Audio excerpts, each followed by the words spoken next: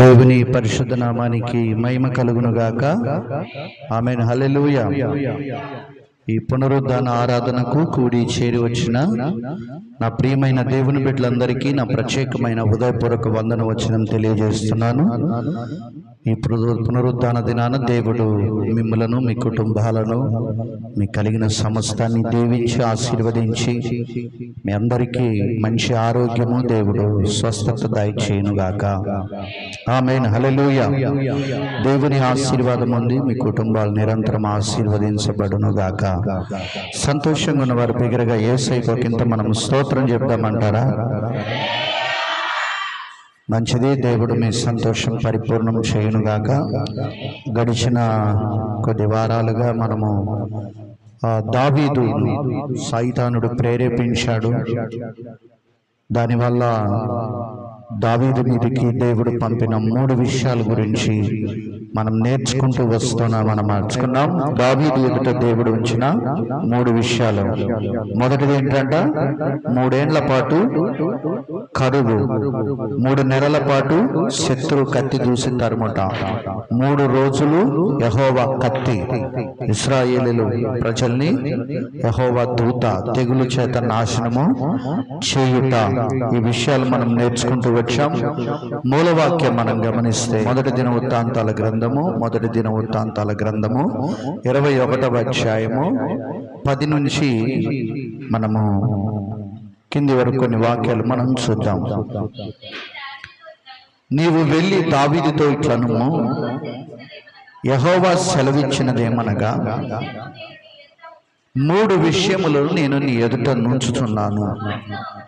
వాటిలో ఒక దానిని నీవు కోరుకొనిన ఎడల దాన్ని నీకు చేస్తాను.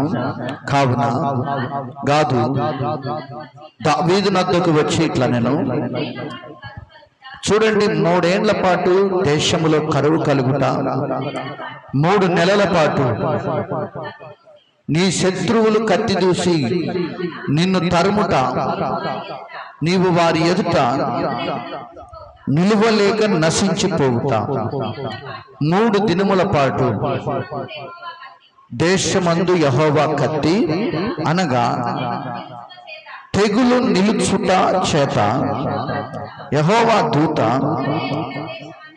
ఇశ్రాయేలీల దేశమన్నంతటా నాశనము కలుగజేయుట అని వీటిలో ఒక దానిని నీవు కోరుకోమని యెహోవా సెలవిచ్చుచున్నాడు. ఈరోజు మనం నేర్చుకునే అంశం ఏంటంటే, 4వది దేవుని చేతిలో పడిన దావీదు భయంకరమైన నాశనం ప్రారంభమైంది. ఎవరి చేతిలో పడ్డాడట? గాదు అన్నాడు, నన్ను పంపిన వారికి నేను ఏమి ప్రత్యుత్తరం ఇవ్వాలనో తొందరగా ఈ విషయం నాకు ఏదో ఒకటి కోరుకోమని చెప్పాడు. అప్పుడు దావీదు యెహోవా తెగులు యెరూషలేములో నాశనము చేయుట ప్రారంభమైన, అంటే దేవుని చేతిలో పడ్డాడు.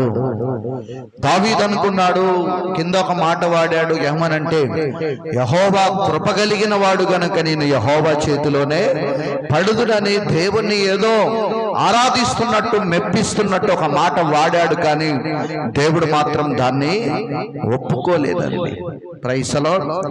ఎందుకంటే యెహోవా తెగులు ప్రారంభమైంది. 3 విషయాల్లో తను కోరుకున్న విషయం ఏంటంటే, యెహోవా తెగులు యెరూషలేములో సంచరించటం, ఈ విషయాన్ని కోరుకున్నాడు. దేవుని చేతిలో పడటం ఇష్టపడ్డాడు. ఒక చోట రాయబడింది, యెహోవా చేతిలో పడుట బహు భయంకరమని రాయబడింది. అందుకని యెహోవా తెగులు యెరూషలేములో నాశనం చేయుట దావీదు చెప్పగానే గాదుకి ప్రారంభమైంది. నా దేవుని ప్రియులారా, మనం గమనిస్తే దేవుడు దావీదును 3 విషయాలు నేను నీ ఎదుట ఉంచాను, ఒకటి కోరుకో అని దేవుడు ఆజ్ఞాపిస్తే తప్పని పరిస్థితుల్లో ఉన్న పాటున ఆలోచన చేసి చివరిగా 3 దినాల పాటు యెరూషలేములో యెహోవా తెగులు సంచరించుట అనే విషయాన్ని తను కోరుకున్నాడు. Praise the lord. హల్లెలూయా. కోరుకున్నాడు. ఇంతకు దావీదుకి ఇలాంటి విపత్తు రావడానికి గల కారణం ఏంటంటే మనం గమనిస్తే మనం తెలుసుకున్నాం, తను దేవునికి వ్యతిరేకంగా సైతాను చేత ప్రేరేపించబడి చేసిన ఆలోచనే. మనం గమనిస్తే 3 దినముల పాటు యెహోవా తెగులు ఇది కోరుకున్నాడు, బాగానే ఉంది. కానీ దేవుడు వెంటనే ఎలాంటి ఆలస్యం చేయకుండా ఎప్పుడైతే గాదు ప్రవక్తతో నేను దేవుని చేతిలో పడతాను, దేవుని తెగులే మా దేశం మీద ప్రజల మీద ఏలుబడి చేసిన చాలని ఎప్పుడైతే అన్నాడో వెంటనే ఉన్న పాటున దేవుడు తెగులు పంపించాడు. మొదటి దినములోనే, ప్రారంభములోనే దేవుని యొక్క తెగులు చేత ఇశ్రాయేలీయులలో 70,000 మంది చనిపోయారండి. 3 దినాలు కోరుకోమన్నాడు, 3 దినాలను కోరుకున్నాడు. కానీ మొదటి రోజే ఇశ్రాయేలీయుల ప్రజల్లో 70,000 మంది చనిపోయారు. చాలా వేదనకరమైనటువంటి విషయం అన్నమాట. 2వ దినవృత్తాంతాల గ్రంథం 21:13 ఆ వాక్యాన్ని మనం గమనించవచ్చు. కావున యెహోవా ఇశ్రాయేలీల మీదికి తెగులు పంపగా ఇశ్రాయేలీలలో 70,000 మంది చచ్చిపోయారు. 70,000 మంది చనిపోయారండి. ఈ 70,000 మంది చనిపోవడానికి దావీదు చేసినటువంటి దేవునికి వ్యతిరేకమైన, ప్రజలకు వ్యతిరేకమైన చేసినటువంటి ఆలోచన ఏంటి? ఆలోచన దావీదు ఒకప్పుడు జీవితం ఏంటి అని మనం గనక గమనిస్తే, దావీదు యొక్క ఆధ్యాత్మిక జీవితంను మనం పరిశీలన చేయగలిగితే, అతని విశ్వాసపు మాటల్ని గనక మనం వినగలిగితే, ఒకప్పుడు దావీదు అనేవాడు యెహోవాయే నా కాపరి, యెహోవాయే నా బలము, యెహోవాయే నా దుర్గము, యెహోవాయే నా కొండ, యెహోవాయే నా కోట, యుద్ధము చేయుటకు యెహోవా పేరట నీ మీదికి వస్తున్నాను, సైన్యములకు అధిపతియగు యెహోవాయే నా పక్షంగా యుద్ధము చేయువాడని ఎప్పుడు దావీదు పలికేవాడు, అప్పుడు తన వెంట దేవుడు గొప్ప కార్యాలు చేసేవాడు అన్నమాట. కానీ ఇప్పుడు అనుకుంటున్నాడు, నా సైన్య బలం ఎంత, నా గుండె బలం ఎంత, నా వ్యూహ బలం ఎంత, నా ప్రజల బలం ఎంత అని తన బలాన్ని చూసుకోవడానికి దేవునికి విరుద్ధమైన ఒక ఆలోచన, గర్వపు ఆలోచనే ఇంతటి వధ జరగడానికి కారణమైంది. ఒకప్పటి అతని యొక్క విశ్వాసపు జీవితంలో ప్రతి విషయంలో దేవుడే నా బలం అన్నవాడు. ఇప్పుడు సైన్య బలం ఎంతో లెక్కించమని యోవాబుకు సెలవిస్తే, చిన్నవాడైనా రాజుకు అయ్యా ఇది తప్పు అని చెప్పినా కూడా తప్పుని గ్రహించలేని యొక్క అంధత్వంలో ఉండిపోయి మగ్గిపోతున్నటువంటి దావీదు మీదికి జరగరాని యొక్క నష్టము ప్రజల మీదికి వచ్చిందే.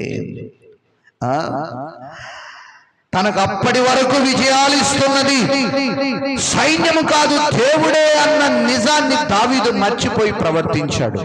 అప్పటి వరకు తనకు విజయాలు ఇస్తుంది తన సైన్యము కాదు, తన బలము కాదు, తన దేవుడే అన్న విషయాన్ని దావీదు మర్చిపోయి ప్రవర్తించాడు. అందుకే ఇంతటి వధ జరగడానికి కారణం అన్నమాట. ప్రజలను లెక్కించి తన బలం ఎంతుందో చూపాలనుకున్నాడు దావీదు. తను తప్పుగా మసులుకున్నాను అని, ఆవేశంగా ఈ పని చేశానని అనుకొని అతడు దేవుని సన్నిధిలోనికి వెళ్ళి, ప్రభు సన్నిధిలో పశ్చాత్తాప పడినా అప్పటికే ఆలస్యమైంది. ప్రార్థించిన ప్రయోజనము లేదన్నమాట. ప్రార్థించిన వేగంగా వెళ్ళిపోయి నేను తప్పు చేశానని 21వ అధ్యాయం మనకు 7, 8, 6, 7 వాక్యాల్లో మనకు కనిపిస్తుంది. అక్కడ తప్పు చేశానని పశ్చాత్తాపడినా అప్పటికే ఆలస్యమైపోయింది. అప్పటికే దేవుని వాక్కు బయలు వెళ్ళిందన్నమాట. వాక్కు బయలు వెళ్ళిందన్నమాట. చూడండి, ఈనాటి సంఘ విశ్వాసులు కూడా ఏం చేస్తున్నారంటే, దేవుని బిడ్డలు కూడా ఒకప్పుడు అన్ని నా దేవుడే అని ప్రార్థించారు, ఒకప్పుడు దేవుని పరిచర్యే నా సర్వస్వం అని పరుగులెత్తారు, ఒకప్పుడు వాక్యం చదవలేకుండా ఉండలేకపోయావు, ఒకప్పుడు ప్రార్థన చేయకుండా ఉండలేకపోయావు, ఒకప్పుడు సంఘముతో సహవాసం కోల్పోవటమే నీ ఊహకే అది ఎంతో కష్టం అనిపించింది. కానీ ఇప్పుడు ఒక దావీదు వలె ఒక విశ్వాసిగా, ఒక దేవుని బిడ్డగా ప్రార్థించడం మానేశావు, వాక్యం చదవటం మానేశావు, సంఘ సహవాసం కోల్పోయావు, ఆత్మీయులతో సహవాసం కోల్పోయావు, దేవునితో వ్యక్తిగతంగా సత్సంబంధాన్ని నువ్వు కోల్పోయి ఇప్పుడు జరగరాని నష్టాలు, జరిగిన నష్టాలు, ఇదిగో దేవుని యొక్క పెడుతున్నటువంటి శ్రమల్లో నువ్వు కొట్టుమిట్టాడుతూ ఏం చెయ్యలేని పరిస్థితుల్లో కోల్పోవలసినవన్నీ కూడా నువ్వు కోల్పోయిన నిస్సహాయకుడిగా, నిస్సహాయకురాలిగా నువ్వు ఉన్నావు. నీ బ్రతుకు మార్చుకో, నీ భక్తిని మరలా నూతనత్వంలోనికి మలుపు తిప్పుకోవడానికి దేవుని సన్నిధిలో నువ్వు పశ్చాత్తాపడు, దేవుని వైపు మరల్చబడు. ఇప్పటి వరకు నీ జీవితంలో జరిగిన నష్టము చాలు. నీ కుటుంబంలో జరిగిన అన్ని నష్టాలకు నీవే కారణం ఇప్పుడు. ఎందుకంటే దేవుడిని నమ్ముకొని ప్రార్థించడం మానేశావు. ఇప్పుడు నీకు దేవుడు నిన్ను ఆశీర్వదించిన తర్వాత ప్రార్థన మానేసి నీ జ్ఞానాన్ని బట్టి అతిశయపడుతున్నావు, నీ తెలివిని బట్టి అతిశయపడుతున్నావు, నీ డబ్బును బట్టి అతిశయపడుతున్నావు. దేవుడు ఆశీర్వదించిన తర్వాత నీ బలాన్ని బట్టి అతిశయపడుతున్నావు. సమయాన్ని దేవుడిచ్చి ఆశీర్వదిస్తే సమయాన్ని కాలక్షేపం చేస్తూ అతిశయపడుతున్నావు. జాగ్రత్త, దేవుడు కొడితే లేవలేవు. జాగ్రత్త, ఆరోగ్యం ఇచ్చి సమయం ఇస్తే ప్రార్థించలేని యొక్క దుస్థితిలో విశ్వాసులు ఉండిపోతున్నారు. సంఘస్థులు ఇక్కడ చాలా మంది ఉన్నారు. మర్యాదగా ఈ రోజు మారు మనసు పొందాలి. పొందకపోతే దావీదుకు పట్టిన గతి మనకు పడుతుంది. దేవుడు ఎంత మాత్రము దోషిని నిర్దోషిగా ఎంచడు. క్రైస్తవులారా, సంఘమా, పురుషులారా, స్త్రీలారా, యవనస్తులారా, యవనరాలా, జాగ్రత్త. క్రైస్తవులారా, నీ జీవితం ఎలా ఉందో ఈరోజు అన్ని ప్రార్థన మానేసి, వాక్యం మానేసి, దేవుడు ఆరోగ్యం ఇస్తే ఆదివారాలు కూడా ప్రార్థన మానేసి ఊర్లెమ్మడిపడి బంధువులెమ్మడిపడి ఇంటికాన్నే, ఊర్లో ఉండి కూడా ఇంటికాన్నే నిద్రపోతున్న సోమరిపోతు తనము నుంచి, ఆ దురాత్మ నుంచి మీరు విడిపించబడాలి. మందిరములో ఈరోజు మిమ్మల్ని సైతానుడు పట్టుకున్నాడు. కొంతమందిని ఎవరు పట్టుకున్నాడట? దావీదుని ఎవరు పట్టుకున్నారు? సైతానుడు పట్టుకున్నాడని ఆ మొదటి 21వ అధ్యాయం మొదటి వచనంలో మనం చదివాము. ప్రేరేపించాడట ఇశ్రాయేలీలకు విరోధముగా. ఈరోజు నిన్ను ప్రేరేపిస్తున్నాడా? పరిచర్యకు విరోధముగా, దేవుని దాసులకు విరోధముగా ప్రేరేపిస్తున్నాడా? ప్రేరేపిస్తే నష్టం చవి చూడాల్సింది నీవే. జాగ్రత్త సంగమా, ఈరోజు ఒక నూతన మార్పులోనికి మీరు రావాలి. ఆ గర్వం నుంచి బయటికి రావాలి. దావీదు యొక్క చెడు ఆలోచన వల్ల, సైతాను ప్రేరేపితం వల్ల ప్రజల్లో 70,000 మంది హతులయ్యారు. ఎంతమంది అండి? ఒక్క రోజే. ఎన్ని రోజులు కోరుకున్నాడు? 3 రోజులు అన్నాడు. ఒక్క రోజుకే అక్కడ 70,000 మంది ప్రజలు హతులయ్యారు. అపశుభం తెలియని ప్రజలు ఒకడు చేసిన తప్పుకు ఇంకొకళ్ళు బలైపోయారు. క్రైస్తవులు, హల్లెలూయా. నీ పిల్లలు తప్పు చేస్తున్నారా? ఏం చేస్తున్నావు నువ్వు? ఏం చేస్తున్నావు? గద్దించలేవా? బుద్ధి చెప్పలేవా? గడ్డి పెట్టలేవా? నీ తప్పు వల్ల నీ కుటుంబానికి భ్రష్టత్వం, చెడ్డ పేరు వస్తుంది. వస్తుందా రాదా? చెప్పండి. పిల్లల్ని కన్నా తల్లిదండ్రులు ఒళ్ళు దగ్గర పెట్టుకొని పిల్లల్ని పెంచాలి. తప్పు చేసి ఇరగొట్టి మూలకాండ పెట్టాలి. Praise the lord. దేవుని నామానికి కుటుంబానికి అవమానం తీసుకురావచ్చేటట్లుగా పెంచొద్దు. వాళ్ళు ఏం చేస్తున్నారో గ్రహించాలి, ఎలా ప్రవర్తిస్తున్నారో గ్రహించాలి.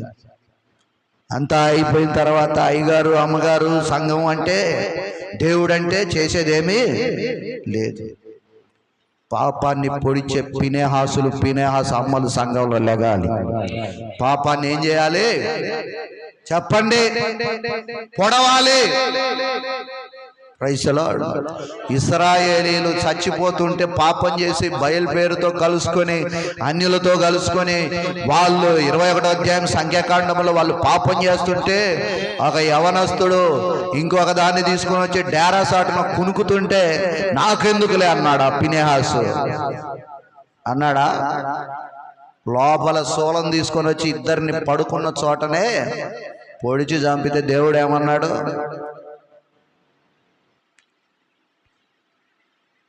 నాకు అనుకూలమైన పని చేశాడు. అప్పుడు తెగులు నిలిచిపోయిందట. కొన్ని మనం పొడిస్తేనే కొన్ని దరిద్రాలు పోతాయి. ఆమేన్. నీ పాపాన్ని, నీలో ఉన్న పాపాన్ని నువ్వు పొడుచుకోవాలి. పొడుస్తున్నారా చెప్పండి? అందరి గుండెల్లో భయం పుచ్చుకుంటున్నట్టుంది. Praise the lord. హల్లెలూయా. పాపాన్ని మీరు పొడవాలి. ఎదుటి వారు తప్పు చేస్తుంటే క్రైస్తవులైన ఎవడైనా పొడవాలి. Praise the lord. ఈ మధ్య పాస్టర్లు విజయవాడ వరదలు వచ్చి సహాయం చేస్తున్నారు. ఓకే, సంతోషం. సహాయం చేస్తే పర్వాలేదు. మనోళ్ళ కంటే అన్యులు నయం. ఇచ్చేది 100 రూపాయలు, 200, 1000 రూపాయల పొట్లం. పబ్లిసిటీ మాత్రం ప్రపంచం అంతా. విశ్వాసులకేమో పాస్టర్ గారులేమో ప్రసంగాలు చెప్తారు, కుడి చేతితో ఇచ్చింది ఎడంతో. పాస్టర్లేమో నువ్వు పాస్టర్వేనా? ఇచ్చేదేమో 10 రూపాయల పొట్లం, 1000 రూపాయల పొట్లం. పబ్లిసిటీ అవసరమా? నీకు ఇచ్చిన విశ్వాసులు ఎంతమంది ఉన్నారో వాళ్ళు ఏమన్నా నీకు యూట్యూబ్ ఛానల్లో, వాట్సాప్లో మా పాస్టర్ గారికి ఇంత ఇచ్చామని వాళ్ళు ఏమైనా పబ్లిసిటీ చేశారా? నీ చేతికి డబ్బులు ఇచ్చిన వాళ్ళు. మరి నువ్వెందుకు చేస్తున్నావని నేను వాక్యం పెట్టా. రిప్లై లేదు. అంటే వాక్యం విశ్వాసులకైనా పాస్టర్లకు లేదా? మళ్ళా దేవుని పేరు కూడా లేదు బ్యానర్లా. బొమ్మతేజ అంట, బొమ్మతేజ మినిస్ట్రీస్. ఏసే పేరు లేదు, మనుషుల పేర్లే. కొన్నిసార్లు కడుపులో మండుతుంది కానీ ఏం చేయలేని పరిస్థితి. కొన్నిటిని మనం పొడవాల్సి వచ్చినప్పుడు మనం ఏం చేయాలి చెప్పండి? పొడవాలి. Praise the lord.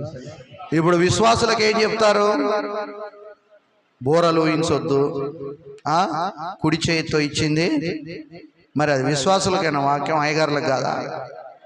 మీరు చెప్పండి సంగమా. వీడియో వీక్షిస్తున్న వీక్షకులారా మీరు చెప్పండి, ఇది వాస్తవా అవాస్తవా?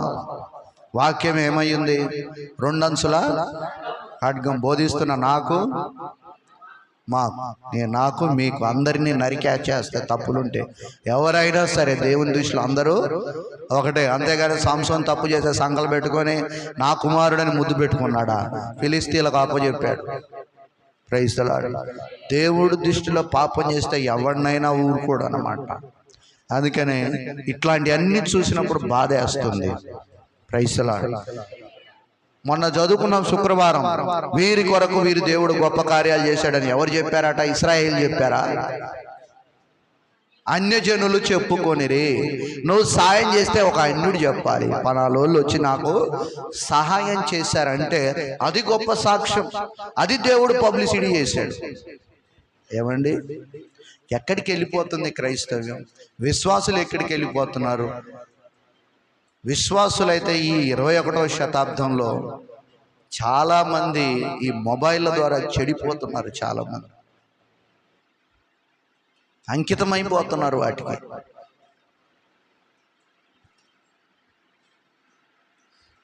నిజంగా అండి, మన వాళ్ళు చేస్తున్న పనులకు ఆ అన్యులు అంటుంటే మళ్ళీ మన వంటి లూకోరు. అన్యులు అంటే నోరు మూసుకొని ఊకుంటారు. మళ్ళీ ఎవరన్నా సేవకుడు గద్దిస్తే నువ్వెవడో గద్దించడానికి అంటారు. మళ్ళీ ఎవడన్నా అన్యుడు ఫోటోలు పెట్టి వ్యంగ్యంగా మాట్లాడితే మాత్రం ఒక్కడు నోరు తెరవడు, బైబిల్ని తిడితే నోరు తెరవడు. తప్పును సరి చేసుకోరా బాబు అంటే సరి చేసుకో. మనం ఏ సహాయం చేసినా పరమ తండ్రి అయిన దేవుడు చూడాలి. అది రూపాయి అయినా, పావలైనా, 10 రూపాయలైనా, కోటి రూపాయలైనా, 1,00,000 అయినా, 10,000 అయినా, ఎంతైనా దేవుడు చూడాలి. దేవుడు రహస్యమందు చూస్తున్న మన తండ్రి మనకు ప్రతిఫలం ఇవ్వాలి. ఎవరి కోసం అండి పబ్లిసిటీ మనకు అవసరమా? వాక్యం చెప్పండి, పబ్లిసిటీ చేయండి విరివిగా, వాక్యాన్ని వదలండి, గట్టిగా సువార్తని వదలండి. ప్రైజ్ ది లార్డ్, హల్లెలూయా. చేయాల్సింది పక్కకు పెట్టి చేయకూడదేమో చేస్తున్నారు. అందుకని మనం కూడా జాగ్రత్తగా ఉండాలి. వీటన్నిటి విషయాల్లో ఏం జరుగుతుందో మనం గ్రహించుకోవాలి. దేశంలో, ప్రపంచంలో ఏం జరుగుతున్నాయో మనము తెలుసుకోవాలి. సాయం చేయటం తప్పు కాదు, వాక్య ప్రకారం చేయాలి. చేసింది దేవుడే చూడాలి. Praise the lord, hallelujah, praise the lord. నిన్న ఒక ఇంటర్వ్యూ చూశాను. క్వశ్చన్ చేశాడు, పాస్టర్లు స్కానర్లు ఫోన్పేలు పెట్టుకోవడం అవసరమా? అన్యులు క్వశ్చన్ చేస్తున్నారు. యూట్యూబ్ ఛానల్ పెట్టుకొని అడుక్కోవడం అవసరమా? మా వాళ్ళు అంటే అబ్బా దొంగలే, మరి మీ వాళ్ళు చేస్తుంది ఏంటని అడిగారు. దేవుడు పోషించడం మనల్ని సేవకులారా చెప్పండి.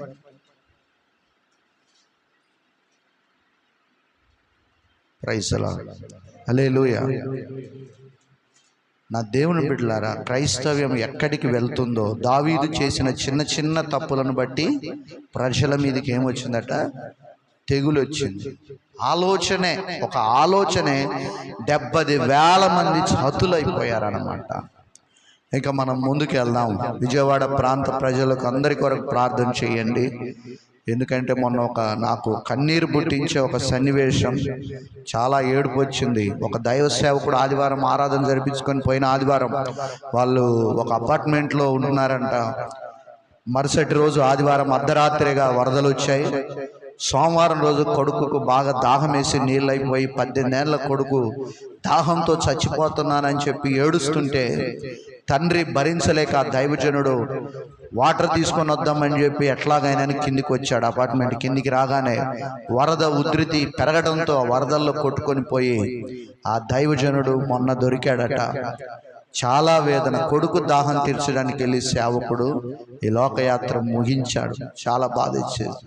ఇంకో సేవకుడు ఆ సమస్యతో, జ్వరంతోనో మరి వేరే రోగంతో బాధపడుతూ ఆ వరదల్లో డాక్టర్లు రాక ట్రీట్మెంట్ జరగక అతను కన్ను మూసి ఆ సేవకుడి యొక్క అంతిమ క్రియలు చేయడానికి కూడా సహకరించలేదు ఆ ప్రాంత ప్రజలు. ఆఖరికి అది ముఖ్యమంత్రి దృష్టికి వెళ్తే అప్పుడు 12 గంటల తర్వాతనేమో డెడ్ బాడీని పెట్టుకొని తల్లి 4 ఇంట్లోనే అక్కడ ఉన్నారట, కుటుంబం అంతా కూడా. చాలా వేదన కలిగించే పరిస్థితులు విజయవాడ ప్రాంతంలో ఉన్నాయి. సంఘం అంతా కూడా మీరు ఏం చేయాలి? వాళ్ళ కొరకు, ఆ ప్రాంతం కొరకు ప్రార్థన చేయండి. దేవుడు వారిని లేవనెత్తి అక్కడ ఎంతోమంది క్రైస్తవ కుటుంబాలు కానీ, అన్యులు కానీ, ఎంతమంది అయితే కుటుంబాలని కోల్పోయారో, వారి కుటుంబ వ్యక్తుల్ని కోల్పోయారో, వాళ్ళందరికీ దేవుడు ఆదరణ ఇవ్వాలని మీరందరూ కూడా మీ ప్రార్థనలు జ్ఞాపకం చేసుకోండి. ప్రార్థించడం క్రైస్తవుడు ఎప్పుడు కూడా మర్చిపోకూడదు. ముందుకెళ్దాం. 21వ అధ్యాయం 2వ దినవృత్తాంతాల గ్రంథం 1వ వచనంలో దావీదు సాతానును ప్రేరేపణకు లొంగిపోయి ఇశ్రాయేలీలకు విరోధముగా చేసిన ఆలోచన వల్లే ఇంతటి ప్రాణ నష్టం జరిగింది, ఇంతమంది చనిపోవడానికి కారణమైంది. ఇశ్రాయేలీలకు విరోధముగా సాతానుడు పెట్టిన ప్రేరేపణకు లొంగిపోవటం ద్వారానే ఇంతటి ప్రాణ నష్టం జరిగిందండి. ఏమండి? ఇంతటి ప్రాణ నష్టము జరిగిపోయింది. మనలో నేను చాలా సార్లు చెప్పాను, దేవుని మందిరం మానొద్దండి. దేవుని మందిరం మనం మరవకుండా వస్తే సైతానుడు మన మీద ఏమన్నా ప్రయోగించాలని చూసినా దేవుని యొక్క కంచె మనకు ఉంటుంది. ఇప్పుడు దేవుని మందిరాన్ని మానేసి ఎంతో నష్టం చూచారా?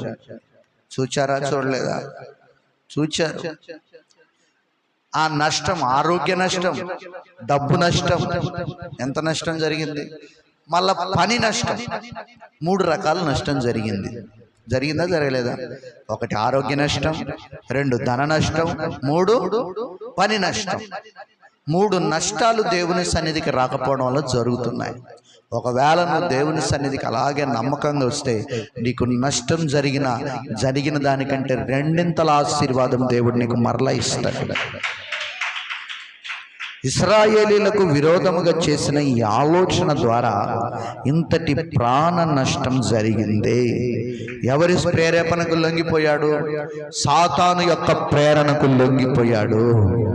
Praise the Lord. ఎవరు ప్రేరేపిస్తే నువ్వు ఊరికి పోతున్నావు? ఎవరు ప్రేరేపిస్తే పనికి పోతున్నావు? ఎవరు ప్రేరేపిస్తే ఉద్యోగానికి పోతున్నావు ఆదివారం మానేసి? ఎవరు ప్రేరేపిస్తున్నారు నిన్ను? చెప్పండి. ఎవరు ప్రేరేపిస్తున్నారు? అక్క ప్రేరేపిస్తుందా? అమ్మ ప్రేరేపిస్తుందా? అన్న ప్రేరేపిస్తుందా? తమ్ముడు ప్రేరేపిస్తుందా? నాయనమ్మ ప్రేరేపిస్తుందా? అమ్మమ్మ ప్రేరేపిస్తుందా? బంధువులు ప్రేరేపిస్తున్నారా? వాళ్ళకేం పని ఉండదు, అన్యులకు ఆదివారం ఉద్యోగం సెలవు కాబట్టి ఆ రోజు అన్ని పెట్టుకుంటామా? నీకేమొచ్చింది? చెప్పండి, నీకేమైంది? ఆదివారం ప్రార్థన వదిలిపెట్టి నేను రానుంచు, నా కోసం వెయిట్ చేస్తే చేయండి, లేకపోతే ఫంక్షను పెళ్ళో నెక్స్ట్ వారానికో, లేకపోతే నెక్స్ట్ నెక్స్ట్ మండేకో, ట్యూస్డేకో, సోమవారానికో, మంగళవారానికో, బుధవారానికో పెట్టండి. మేము రాలేమని మనం కరాఖండిగా ఉంటే మన దేవుని నామం ఎంత మహిమపరచబడుతుంది ఆలోచించావా? అంతేగాని తగుదునమ్మా అని పోతూనే ఉంటాం. ముందు మనమే ఉంటాం. వాళ్ళు రారు. అన్యులు వాళ్ళ వ్రతాలు అయితే, వాళ్ళ పండగలు అయితే వాళ్ళు గీత దాడతారా వాళ్ళు? నీకేమైంది మరి? నువ్వు జీవం కలిగిన దేవుని కలిగి ఉన్నావు, మాట్లాడే దేవుని కలిగి ఉన్నావు. నీకేమైంది? ముందు మనమే, ఊరికంటే ముందు మనమే రెడీ అయి కూర్చుంటాం అక్కడ బస్ స్టాండ్ దగ్గర. ఈ ఒక్క వారం ఏం కాదు ప్రభు అని మళ్ళీ లెంపలు వేసుకోవటం. ఈ ఒక్క వారమేనా? ఈ ఒక్క వారం అని ఎన్ని వారాలు అయిపోయింది?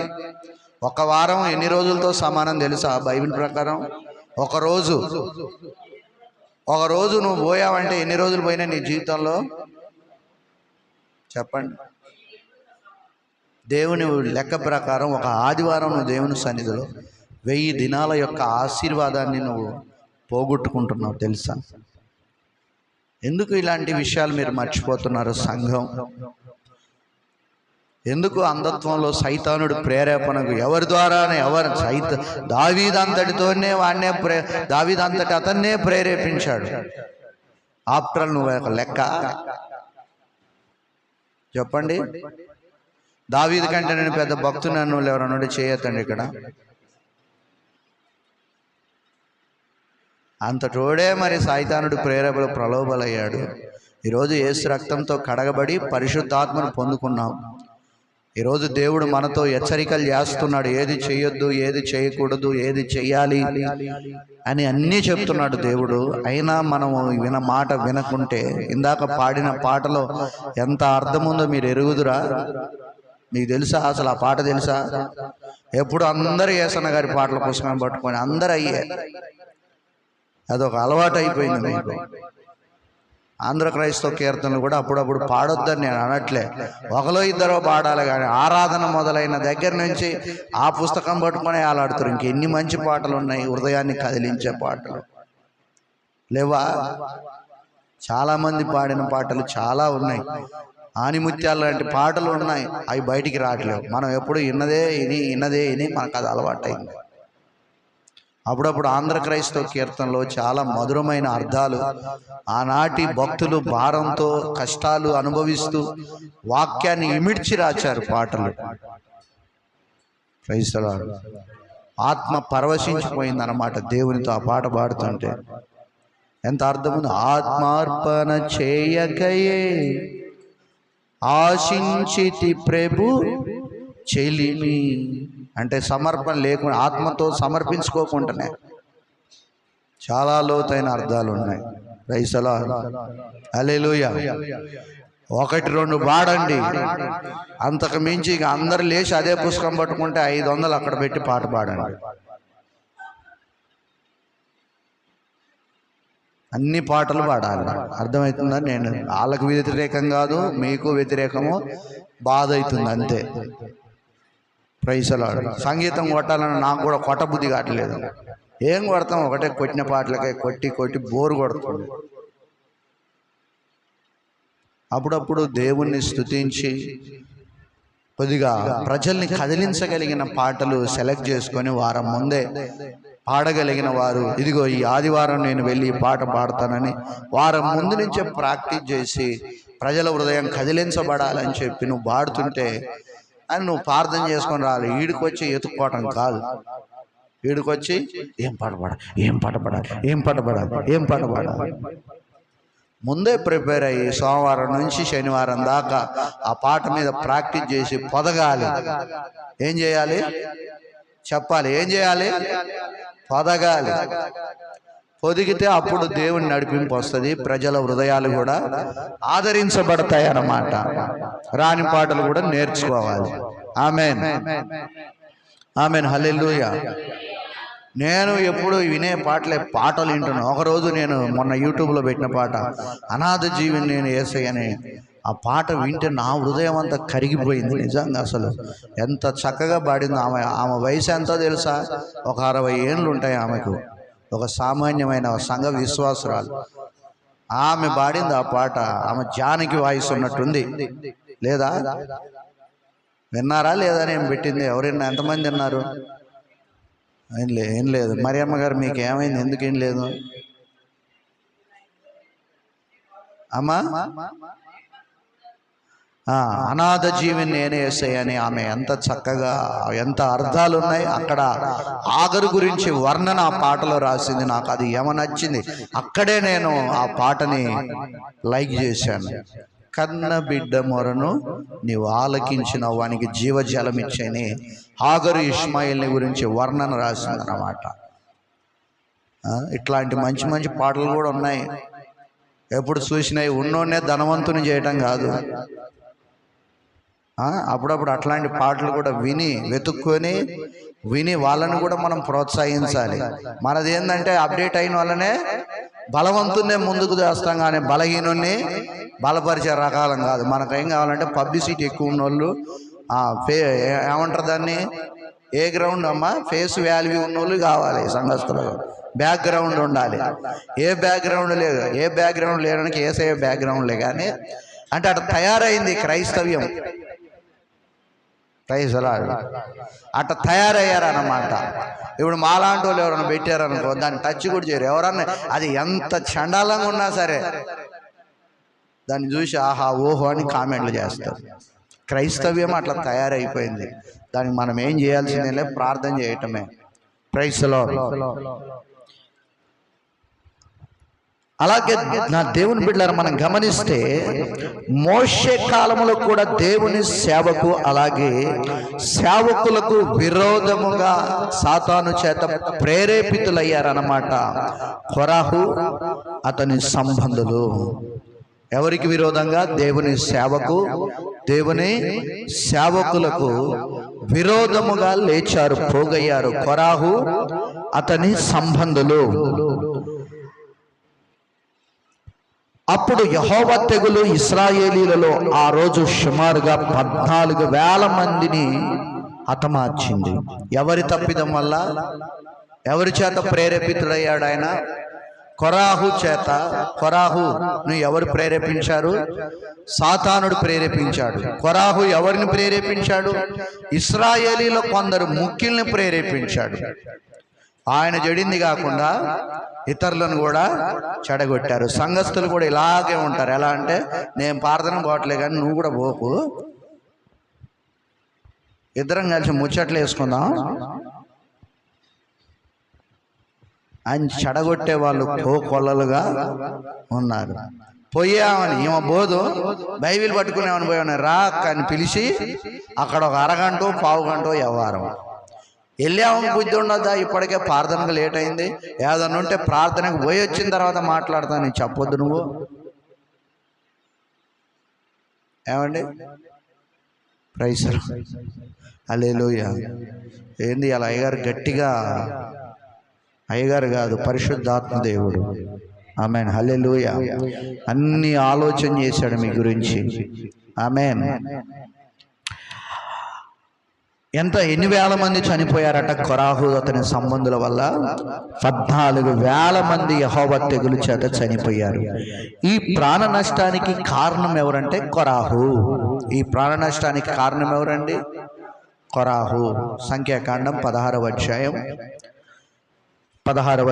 49వ వాక్యం చదువుదాం. కొరాహు కుటుంబీకులు కాకుండానే ఈ లెక్క మళ్ళా 16:49.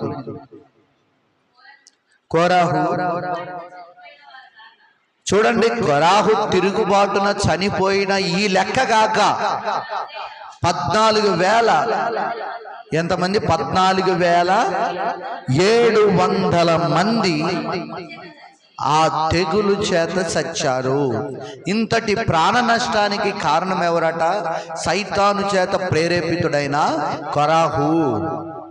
అతని చేత ప్రేరేపితుడైన అతని సంబంధుల వల్ల ఇశ్రాయేలీలలో ఇంత వధ జరిగింది, ఇంత వధ జరిగింది, ఇంత ప్రాణ నష్టం జరిగింది. చాలా వేదనకరమైన విషయం. ఇంకా ఆ తెగులు ఇశ్రాయేలీల ప్రజల్ని హతమార్చకుండా ఉండడానికి అహరోను, మోషే ప్రాణాలకు తెగించి బలిపీఠము దగ్గర వాళ్ళు దేవుని కోపాన్ని శాంతిపరిచారు, సమాధానపరిచి అడ్డుకున్నారండి. Praise the Lord. ఎఫెసీ పత్రిక 5వ అధ్యాయం 6-7 వాక్యాలు. ఎఫెసీ పత్రిక 5వ అధ్యాయం 6-7 వాక్యాలు. కొలస్సీ పత్రిక 3:5-6 వాక్యాలు. కొలస్సీ 3:5-6 వాక్యాలు. మొదటిగా ఎఫెసీ చదవండి.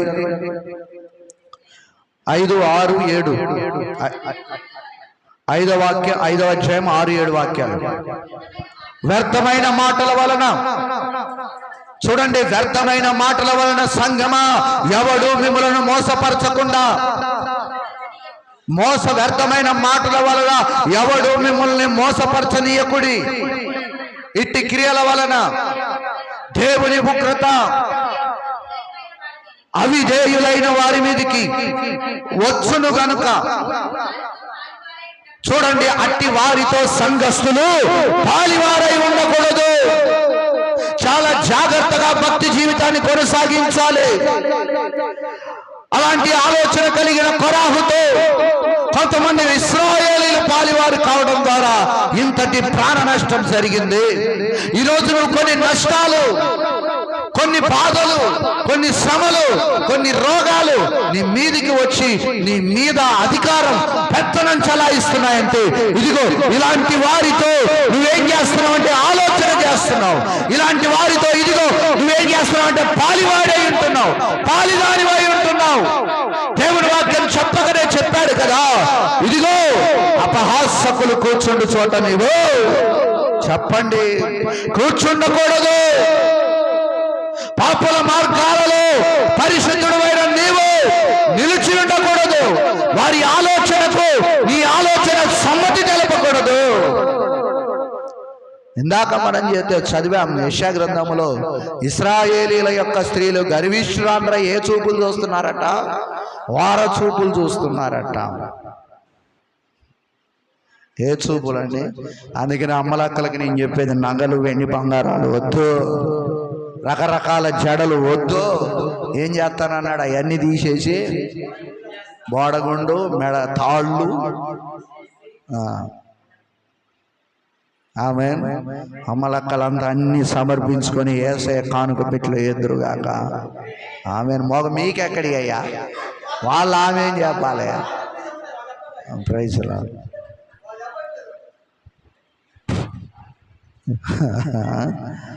ఇప్పుడు ఆ కొత్త మనసు ఇప్పుడు రాదు. Praise the lord. ఒకప్పటి స్త్రీలకు, పెంతకోస్తు స్త్రీలకు దేవుడు మాట్లాడితే ఉన్న పాటను అన్ని తీసి దేవునికి సమర్పించి అందులేసిపోయిన సంఘము అప్పట్లో ప్రజ్వలించి ఒక జ్వాలలా మండింది. ఇప్పుడు విశ్వాసులు ఉన్నదే బిర్రగా బిగపట్టుకొని లెక్క పట్టుకుంటున్నారు. Praise Lord. మొన్న ప్రార్థనకి వెళ్ళాను, ఒక మీటింగ్కి వెళ్ళాను. ఒక సేవకుడు చాలా దయనీయమైన పరిస్థితిలో ఉన్నాడు. నేను అక్కడికి వెళ్ళాను. కానుక పెట్టే సమయం అయింది. నేనే లేమి పరిస్థితుల్లో ఉన్నాను. అమ్మ పోయేటప్పుడు మా అమ్మ చిన్నోడికి 500 రూపాయలు పండ్లు కొనకొచ్చి పెట్టురని ఇచ్చింది. ఆ 500 పర్సులో ఉన్నాయి. అందులో 100 రూపాయలు పెట్రోల్ కొట్టించుకున్నా. ఇంకెంతున్నాయి నా దగ్గర? 400 రూపాయలు ఉన్నాయి. అక్కడికి వెళ్ళిన తర్వాత ఎందుకో నా దగ్గర ఉన్నాయన్నీ దేవునికి ఇవ్వాలనిపించింది. ఉన్న వరకు పిరిగిడితో పరసలంగా పట్టుకొని కానుక పెట్టలేసాను. ఆ రోజు నా హృదయం ఎంత సంతోషంగా ఉందో. ఆ రోజు వెళ్ళేటప్పుడు ఇంట్లో నూనె ప్యాకెట్ లేదు, అయిపోయింది. ఉదయం కూర నేనే వండా. క్యాప్సికమ్ కూర వండటంలో నేను స్పెషలిస్ట్ అన్నమాట. నేను ఉంటేనే మా ఇంటి వాళ్ళు తింటారు. అప్పుడప్పుడు పాస్టర్లు వండటం కూడా ఆశీర్వాదం అమ్మగారులకు. Praise lord. దేవుడు అట్లాంటి కృపనిచ్చాడు. వండితే తప్పేం కాదు. మగవాళ్ళు అప్పుడప్పుడు భార్యలకు వండి పెట్టండి. ఎప్పుడు వాళ్ళు మనం తినటం కాదు, మనం కూడా వండి పెడితే వాళ్ళు ఆనందపడతారు. మా ఆయన మంచోడు అనుకొని ఎప్పుడు 0 మార్కులు వేసారు, కనీసం 10 మార్కులను మనకి వేస్తారు. Praise Lord. హల్లెలూయా. నువ్వైతే అయినావు కానీ వంటోడి మమ్మల్గా వంటవు అయ్యగారు అని ఎవరన్నా బావబామ్మరుదులు ఇద్దరు చూస్తున్నారు. Praise Lord. హల్లెలూయా. దేవుని అందుకే అప్పుడప్పుడు మనం వాళ్ళ కష్టాన్ని అర్థం చేసుకోవాలి. పురుషులుగా ఎప్పుడు వాళ్ళని ఎత్తి మీద మొటికాయలు వేసే వరం కాకుండా మనం పని చేసినంత మాత్రాన మన కిరీటం ఏమీ ఊడిపడదండి. ఆ రోజు కూర నేనే ఉన్నాను. ఇంట్లో నూనె పోయేటప్పుడే లెక్కేసుకున్నాను. నూనె ప్యాకెట్ కొనాలి, అది కొనాలి, ఇది కొనాలి అని లెక్కేసుకొని పోయా. కానీ అక్కడికి పోయినాక పరిశుద్ధాత్ముడు ఏం చెప్పాడు? ఉన్నదంతా ఇచ్చేయి అన్నాడు. నిజం చెప్తున్నానండి, ఉన్న వరకు కళ్ళు మూసుకొని అల్లబడేసా. ఆ రోజంతా సంతోషం ఉంది. ఆమేన్. అట్లా రావాలి మారు మనసు. ఆమేన్. అంతేగాని లెక్క పెట్టుకొని ఎన్నున్నాయి. Praise the lord. దేవుడు ప్రేరేపిస్తే ప్రేరేపణని మనము అణిచివేయొద్దు. దేవుడు మనల్ని పోషించడకు శక్తిమంతుడు, సమర్థుడు. ఆమేన్. హల్లెలూయా. అందుకని వాళ్ళు ఏ చూపు చూశారట? అన్నీ ఇస్తే కళ్ళు ఎక్కడికి ఎక్కాయట? నెత్తికి ఎక్కాయి వాళ్ళకు. ఆమేన్. హల్లెలూయా. అందుకని మన కళ్ళు ఉన్న చోటనే ఉండును గాక.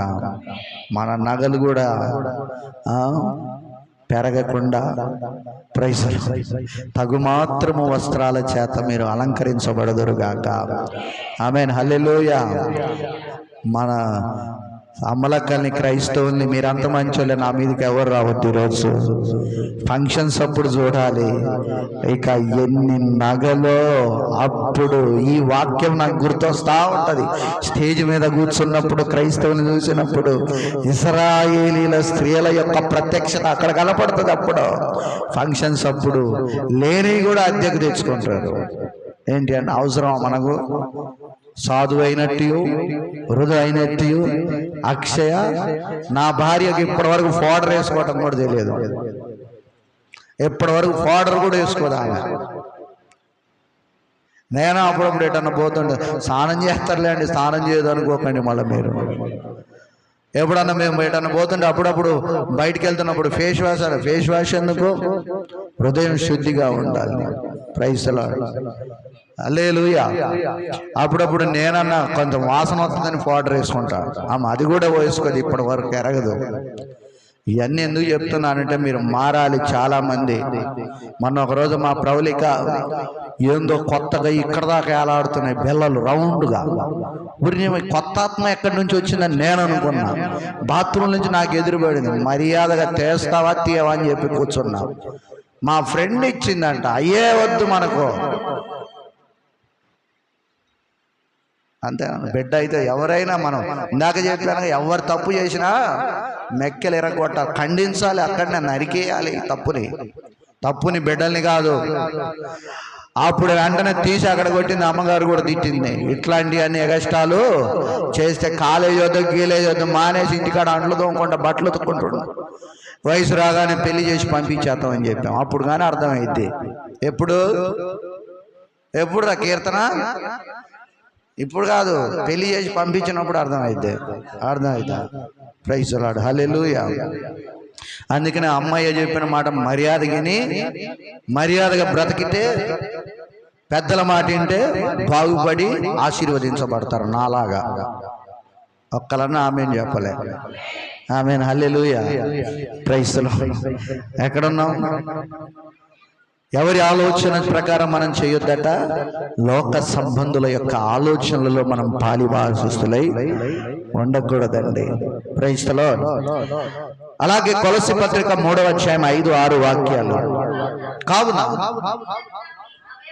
చూడండి, భూమి మీద ఉన్నటువంటి మీ అవయవాలను అనగా చూడండి, సారత్వము స్త్రీలారా పురుషులారా సంగమా గమనించండి, భూమి మీద మనము శరీరముతో ఉన్నాము. అందుకనే పౌలు అంటున్నాడు, భూమి మీద ఉన్న మీ అవయవాల ద్వారా జారత్వమును, అపవిత్రతను, కామాతురత అంటే వ్యభిచారపు యొక్క మనస్సు, దురాశలు, చూడండి విగ్రహారాధన, ధనాపేక్షను చంపివేడి. పిల్లలున్న తల్లిదండ్రులు క్షమించండి. మొన్న ఒక సూత్రం చెప్పాను. ఏ సూత్రం చెప్పా? చెయ్యి ఎత్తొద్దు. పిల్లలున్న వాళ్ళంతా చెయ్యి అలాగే ఉంచండి. మీ పిల్లల్ని వినాయక చవితుల దగ్గరికి వెళ్ళకుండా చూసుకోవాల్సిన బాధ్యత మీదే. చెప్పానా చెప్పలేదా? లెక్క మీరే. తండ్రి శిక్షించని కుమారుడు ఏమవుతాడు? తన తండ్రికి విరోధిగా, తల్లికి విరోధిగా మారతాడు. బెత్తం వాడని కుమారుడు తన తండ్రికి విరోధిగా మారతాడు.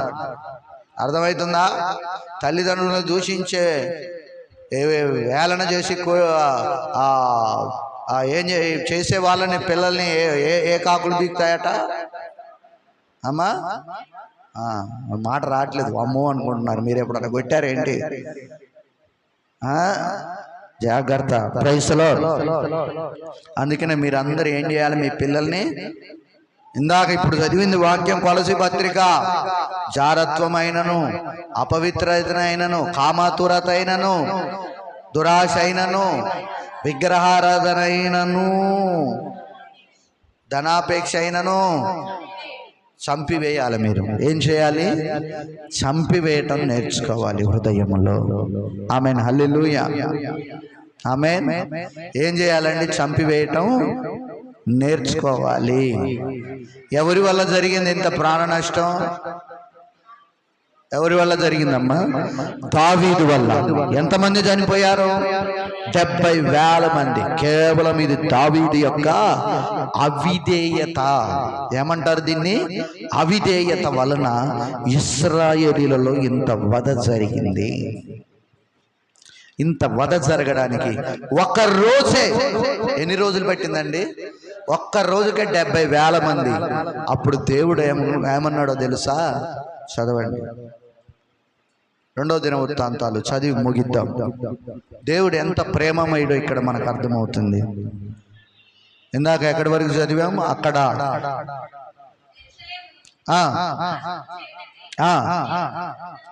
ఒక దూతను పంపెను.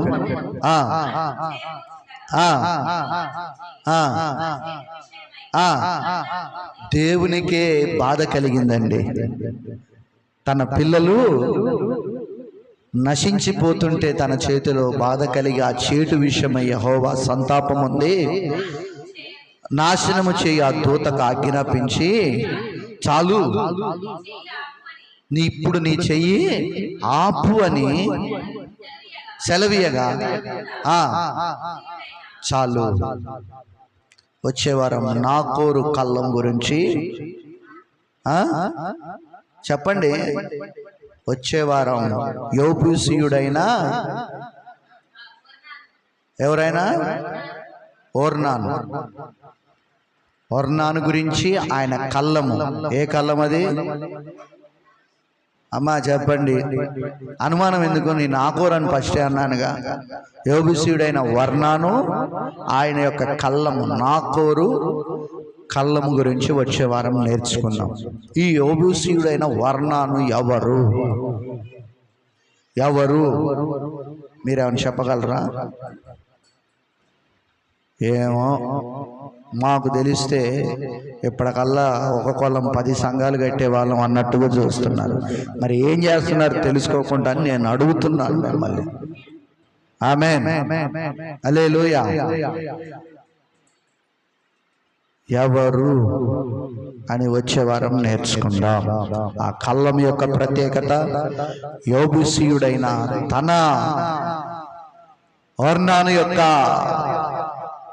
భూమి ఎందుకు ఉపయోగపడింది, అక్కడ దేవదూత అక్కడే ఎందుకు ఆగాడు, ఈ చరిత్ర గురించి వచ్చే వారం మనం నేర్చుకుందాం బిడ్డలారా. దేవుడి మాటలు ప్రభు దీవించునుగాక.